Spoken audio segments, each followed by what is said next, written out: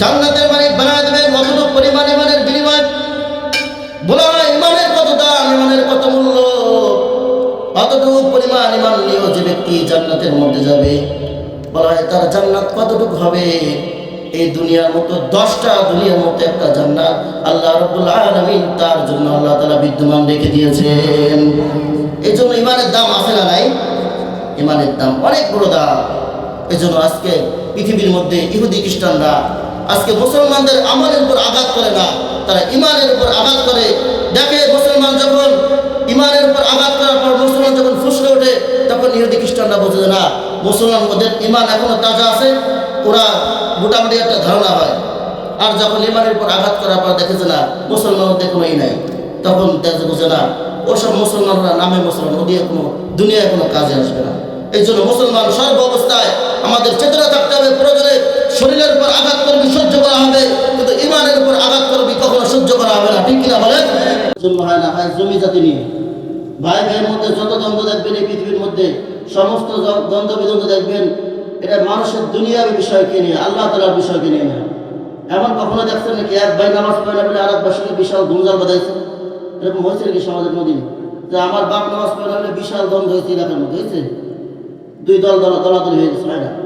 সমস্ত দল বিদল দেখবেন আল্লাহ তাআলা সমস্ত বিদল সমস্ত ঝগড়া বিবাদ দেখবেন দুনিয়ার মহব্বতের জন্য। তা আল্লাহ তাআলা বলতেছেন, রাসূল সাল্লাল্লাহু আলাইহি ওয়াসাল্লাম বলতেছেন, ওয়াবগাদা লিল্লাহ, একজন মুমিন আর একজন মুমিনের সাথে দুশমনি করবে এটাও আল্লাহ তাআলার জন্য। ওয়ামা আলিল্লাহ, এবং একজন আর একটা খারাপ কাজ থেকে বাধা দিবে, একটা কাজ থেকে বাধা দেবে, এটা আল্লাহ তাআলার সন্তুষ্টির জন্য। ফাকাদ ইসতাকমালাল ঈমান, এই সমস্ত কাজ যখন একজন মানুষ করবে তো নবী সাল্লাল্লাহু আলাইহি ওয়াসাল্লাম বলতেছেন সে হলো প্রকৃত ঈমানদার। আমরা মুসলমান কিন্তু ঈমানের দাম আমরা বুঝি না। আমরা দুনিয়ার মধ্যে আসছি, আমার বাপ হয়ে আসছে, তারপরে আমি আসছি, আর সর্বপ্রথম আমার দাদা আসছে, এভাবে আমরা সিরিয়াল আসছি। আমরা সকলে তো ঈমানদার মুসলমান, কিন্তু ঈমান নিয়ে কয়েকজন কবরে যাবে এটা আল্লাহ তাআলা ভালো জানেন। ধর আমরা তো মুসলমান, আমরা তো মনে করতেছি যে আমার বাপ ছিল মুসলমান, আমার দাদা ছিল মুসলমান, সেই ওয়ারিশ সূত্রে আমরা ঈমান পাইছি, আমরা মুসলমান হয়েছি। কিন্তু প্রকৃত পক্ষে বাপের ওয়ারিশ সূত্রে সন্তান সম্পদের মালিক হয়, বাপের ওয়ারিশ সূত্রে সন্তান টাকা পয়সার মালিক হয়, কিন্তু ঈমানের মালিক কখনো হতে পারে না। ঠিক কিনা বলেন? ঈমান তো আল্লাহ তাআলার পক্ষ থেকে আমার এবং আপনার জন্য সবচেয়ে দামি সম্পদ। তাই তো নবীজি সাল্লাল্লাহু আলাইহি ওয়াসাল্লাম জানায় দেন ঈমানের দাম আপনাদেরকে বোঝায়। নবীজি সাল্লাল্লাহু আলাইহি ওয়াসাল্লাম জানায় দেন যার অন্তরের মধ্যে যাররা পরিমাণ ঈমান থাকবে, যাররা পরিমাণ ঈমান। যাররা কাকে বলা হয়? একটা বালুকে 70টা টুকরা করা হয়, একটা বালুকে 70টা টুকরা বলা হয়, তার প্রত্যেকটা ভাগের একটা যাররা বলা হয়। যেমন মুফাসসিরে কিরাম বলেন, যেমন অণু আমরা দেখতে থাকি, অণু এটাকে হাত দিয়ে স্পর্শ করা যায় না, চোখ দিয়ে দেখা যায় না, যেটাকে দেখতে হলে অনুবীক্ষণ যন্ত্রের প্রয়োজন হয়। এত ছোট জিনিস, এত সূক্ষ্ম জিনিস, এত সূক্ষ্ম জিনিস যেটাকে হাত দিয়ে স্পর্শ করা যায় না, চোখ দিয়ে দেখা যায় না, কিন্তু তার অস্তিত্ব আছে। নবীজি সাল্লাল্লাহু আলাইহি ওয়াসাল্লাম জানায় দেন যদি কোনো মানুষের মধ্যে অতটুকু যাররা পরিমাণ ঈমান থাকে, আর সে যদি দুনিয়ার মধ্যে শয়তানের ধোঁকায় পড়ে যদি কোনো গুনাহ কাজ করে থাকে, কাল কিয়ামতের ময়দানে আল্লাহ রাব্বুল আলামিন চাইলে তাকে গুনাহের শাস্তি দেবেন, আর যদি শাস্তি না দেন আল্লাহ রাব্বুল আলামিন অতটুকু পরিমাণ ঈমানের বিনিময়ে আল্লাহ তাআলা তাকে জাহান্নাম থেকে জান্নাতের মালিক বানিয়ে দিবেন। জান্নাতের মালিক বানিয়ে দিবেন অতটুকু পরিমাণ ঈমানের বিনিময়ে। বলা হয় ইমানের কত দাম, ইমানের কত মূল্য, কতটুকু পরিমাণ ঈমান নিয়েও যে ব্যক্তি জান্নাতের মধ্যে যাবে, বলা হয় তার জান্নাত কতটুকু হবে। এই দুনিয়ার মতো 10টা দুনিয়ার মতো একটা জান্নাত আল্লাহ রাব্বুল আলামিন তার জন্য আল্লাহ তাআলা বিদ্যমান রেখে দিয়েছেন। এই জন্য ইমানের দাম আছে না নাই? ইমানের দাম অনেক বড় দাম। এই জন্য আজকে পৃথিবীর মধ্যে ইহুদি খ্রিস্টানরা আজকে মুসলমানদের আমলের উপর আঘাত করে না, তারা ইমানের উপর আঘাত করে। দেখে মুসলমান যখন ইমানের উপর আঘাত করার পর মুসলমান যখন ফুসকে ওঠে, তখন ইহুদি খ্রিস্টানরা বোঝে না মুসলমান ওদের ইমান এখনো তাজা আছে, ওরা মোটামুটি একটা ধারণা হয়। আর যখন ইমানের উপর আঘাত করার পর দেখেছে না মুসলমান ওদের কোনোই নাই, তখন দেখে বোঝে না ওসব মুসলমানরা নামে মুসলমান, ওদের কোনো দুনিয়ায় কোনো কাজে আসবে না। এই জন্য মুসলমান সর্ব অবস্থায় আমাদের চেতনা থাকতে হবে। প্রয়োজনে শরীরের উপর আঘাত করবি সহ্য করা হবে, কিন্তু ইমানের উপর আঘাত করবি কখনো সহ্য করা হবে না, ঠিক কিনা বলেন? আজকে আমরা মুসলমান ইমানের দাম বুঝতেছি না, এই জন্য আমরা ইমানকে কদর করতেছি না। একদিন মজুর ছিল, একটা ঘটনা বললে আপনারা বুঝবেন ইমানের মূল্য সম্পর্কে। একদিন মজুরি ছিল, তারা দিন আনতো দিন খাইতো, একদিন মজুরি যাকে বলা হয়। তেমন এক জেলে, সে নদীর মধ্যে মাছ ধরতে যায় প্রত্যেক দিন। মাছ ধরতে যাওয়ার পরে সে 8টা 9টার মধ্যে 10টা সর্বোচ্চ 10টার মধ্যে সে মাছ ধরে, সে নদীর মধ্যে মাছ ধরে সে বাজারে বিক্রি করে চাউল ডাল কিনে সংসার চালায়। তো হঠাৎ একদিন জেলে মাছ ধরার জন্য জেলে নদীর মধ্যে চলে গেলেন। 9টা বেজে যায় 10টা বেজে যায়, কিন্তু একটা মাছও বাঁধে না। জেলের মধ্যে পেরেশানি আছে না নাই? জেলে এখন চিন্তা করতেছে, যদি একটা মাছও না পাই তাহলে আমার ছেলে সন্তান বিহবাল বাচ্চার রস কিন্তু না খেয়ে থাকবে, আমার ছোট একটা বাচ্চা আছে, ওরে কি খাওয়াবো? বাজার থেকে চাউল ডাল কিনবো, তার বাইরে রান্না হবে। জেলে নদীর মধ্যে জাল খেপ দেয়, কিন্তু মাছ বাঁধে না। জেলের মধ্যে পেরেশানি শুরু হয়ে গেল, কি করবে কি করবে, কোনো মাছ বাঁধে না। এক খেপ দেয়, 2 খেপ দেয়, 10টা বেজে যায়, 11টা বেজে যায়, কিন্তু কোনো মাছ নাই। জেলের মনের মধ্যে পেরেশানি শুরু হয়ে গেল, জেলে কি করবে? এবার খেপ দিচ্ছে আর খেপ দিচ্ছে, একের পর এক নদীর মধ্যে জাল খেপ দেয়, কিন্তু কোনো মাছ বাঁধে না। জেলে পেরেশানি শুরু হয়ে গেল, 11টা বেজে যায়, 12টা বেজে যায়, কোনো মাছ বাঁধে না। এবার জেলে সর্বশেষ আল্লাহ তাআলার উপর ভরসা করলেন, বললেন, ওগো আল্লাহ, এই শেষবার আপনার উপর ভরসা করতেছি, খেপ দিব, এই মাছ বাঁধে বাঁধবে না বাঁধতে চলে যাবো, আর কিছু করার নাই। কি করবে এখন? এবার আল্লাহ তাআলার উপর ভরসা করে জেলে নদীর মধ্যে জাল খেপ দিলেন। বন্ধুরা আমার, জাল খেপ দেওয়ার সঙ্গে সঙ্গে আল্লাহ তাআলা যখন নদীর মধ্যে জাল খেপ দিলেন, জালের মধ্যে আল্লাহ তাআলা ভার বাঁধায় দিয়েছে। দেখবেন যারা বিজ্ঞ জেলে, তারা কিন্তু জাল ফেরালি টান দেওয়ার সময় টাইট বাঁধলে তারা বুঝতে পারে মোটামুটি কতটুকু কি উঠছে টসছে, ওদের একটা আইডিয়া হয়ে যায়। তো যখন জেলে জালটা নদীর থেকে টান দিবে, তখন কেমন যেন জালটা ভার বাঁধে।